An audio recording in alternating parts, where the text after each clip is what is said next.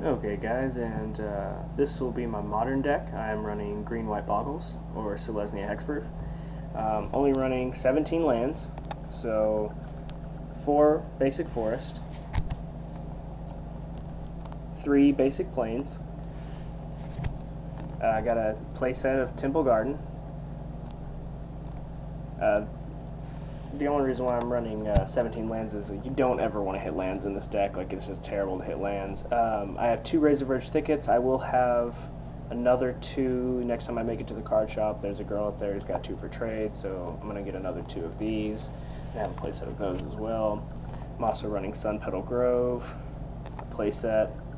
Gotta get there as fast as I can, and the best way to do that is as many dual lands as possible that can come into play untapped. So now we're into the creatures. Let's see, Slippery Boggle. This is the deck's namesake. It's just a 1/1 for 1. It's hexproof. It's value. I love this card. It's you just got to get a Boggle out or a Glade Cover Scout. You got to get one out turn 1. And if you can do that, you can just start throwing a bunch of enchantments on them, and you usually win by turn 4, sometimes turn 5. Glade Cover Scout is another just 1/1 hexproof for 1. You got to get one out turn 1 to really just like start crushing people. If you're going up against like, there's different kind of setups. If you're going against a combo deck, like, you can go a little slower. You can play a Core Spirit Dancer, but ideally you get one of these guys out turn 1, and you can just start crushing face. Path to Exile. This is what's so useful against some of those combo decks. You take out one of the key components, and there's nothing they can do about it. They can't go infinite, so that's pretty nice. Path to Exile is a very, very valuable card. I play a playset of them in the main deck. So as far as like 1-drop enchantments, Ethereal Armor, it's a playset, 4 of. It is probably the most valuable enchantment that I run, due to the fact that everything just stacks up and gets really big, out of control really quickly, and the first strike is also really, really relevant. Playing 4 of Rancor. You gotta get that trample through. Sometimes, I'll have like a 10-10 Glade cover, but without that trample, none of that damage is going to be getting through with their trump blockers in the way, so this just allows you to get over their head. Rancor is super powerful and has a lot of replay value. Keen Sense is also a playset. These are all 1-drop enchantments, which is what is so important about this deck, is that you have 1-drops. It's got to be as quickly as possible, but this is I think it's Planar Chaos version of Curiosity. So it's Curiosity with green. You get to draw a card whenever you do damage. With those tramples or the first strike, a lot of the times you can get through and draw cards off of, like, even through like really big creatures that they have, because your guys are usually going to be bigger. Your little dudes, they get stacked up pretty quickly. Spider Umbra is Totem Armor with reach. The reach really isn't very relevant, but the +1/+1 in Totem Armor is, and the fact that it's an enchantment also just does a lot of work. Hyena Umbra, another one of those Totem Armors. Gives you first strike, and it's another enchantment for 1, which is really all that matters, is that you're getting these guys out as quickly and as you can and throwing them onto your hexproof creatures and smashing face. Core Spirit Dancer, she is not hexproof herself, but she interacts with enchantments and auras in such a powerful way that you just can't leave her out of the deck. The Slavana Ledgecrawler or whatever is the other hexproof creature, a 2-drop, but I'm opting for this one, just like Reduke.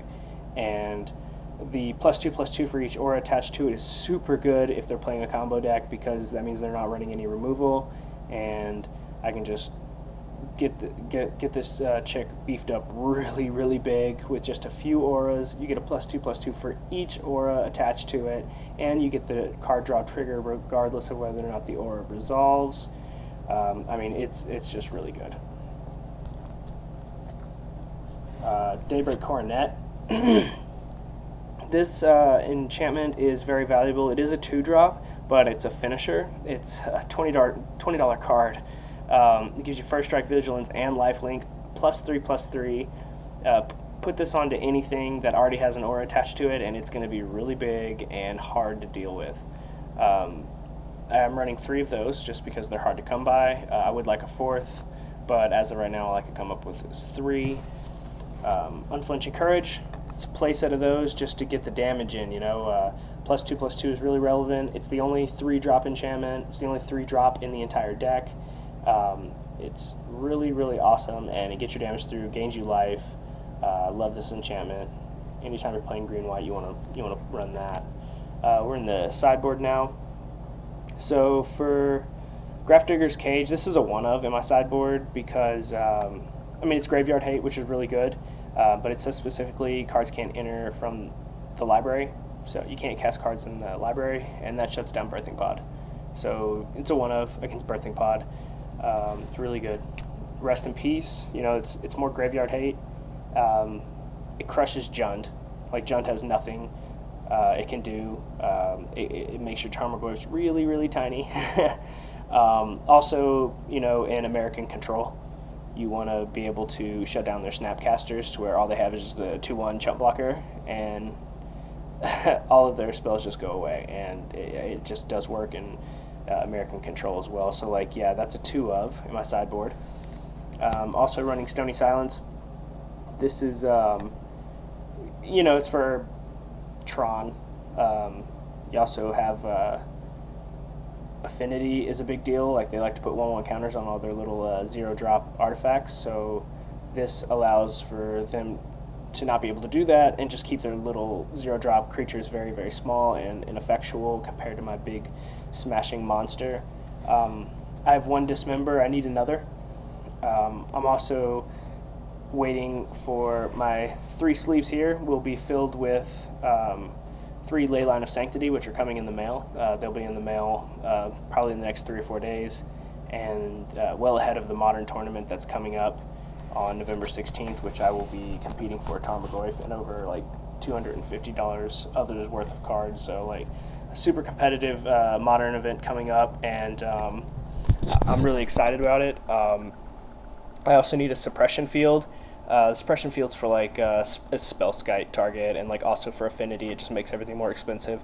And I need another Dismember, which I'll just have to get through online. But mostly just waiting on the Leyline of Sanctity, and I'm gonna get a 3 of, which will just make my deck so powerful against Liliana and other sacrifice effects. Also against American Control, they won't be able to target me with their burn spells, and just straight up burn, mono red burn. So I'm looking pretty good for this Modern tournament that's coming up on the 16th. I think I have a chance of winning it. I've been playtesting a lot, and I've been winning a lot, and that's without my sideboard. Nobody knows what my sideboard is right now, but all they have to do is look it up online. They'll be able to find it, but at this point they haven't played against me while I'm running it, so I'm hoping to surprise a lot of people, and there's looking to be about 20 people in the tournament, so a lot of competition, a lot of great players, and I'm ready to crush with my Boggle deck. Peace.